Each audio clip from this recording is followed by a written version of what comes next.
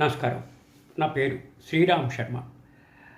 రాజస్థాన్లోని కొంతమంది డాక్టర్లు నకిలీ కిడ్నీలు ఏర్పాటు చేస్తామని ఆశపెట్టి డబ్బులు తీసుకున్నందుకు చాలా సీరియస్గా అయ్యి సదరు డాక్టర్ల పైన క్రిమినల్ కేసు ఫైల్ చేశారు.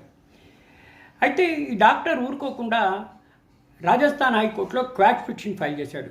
నేను అమాయకుణ్ణి, ఏ తప్పు చేయలేదు, నా మీద ఇటువంటి కేసులు పెట్టారు, సెక్షన్ 419 ఐపీసీ, 420 ఐపీసీ, 417 ఫోర్జరీ డాక్యుమెంట్లతో నేనేదో చేశాను అని చెప్పేసి ఇట్లా కుట్ర సెక్షన్ 120B కింద కూడా వేశారు.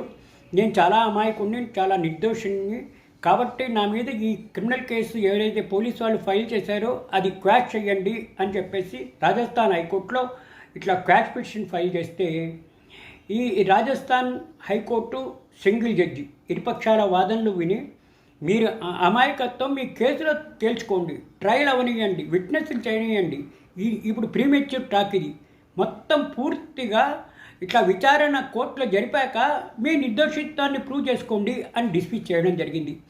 నిజంగానే ఒకవేళ డాక్టర్లు తప్పు చేయకపోతే, డాక్టర్లు మోసం చేయకపోతే, వాళ్ళు కేసున ఈ పనులు మంచిగా ఉంటే ట్రయల్లో అంటే విచారణలోనే పార్టిసిపేట్ చేసి విట్నెస్ని క్రాస్ ఎగ్జామ్ చేసి వాళ్ళ అమాయకత్వాన్ని నిరూపించుకోవాలి. కానీ ఇట్లా క్వాష్ పిటిషన్ ఫైల్ చేస్తే ఏంటిది అని చెప్పి హైకోర్టు జడ్జి గారు ఈ విధంగా కామెంట్ చేసి ఇట్లా క్వాష్ పిటిషన్ని డిస్మిస్ చేయడం జరిగింది. Thank you.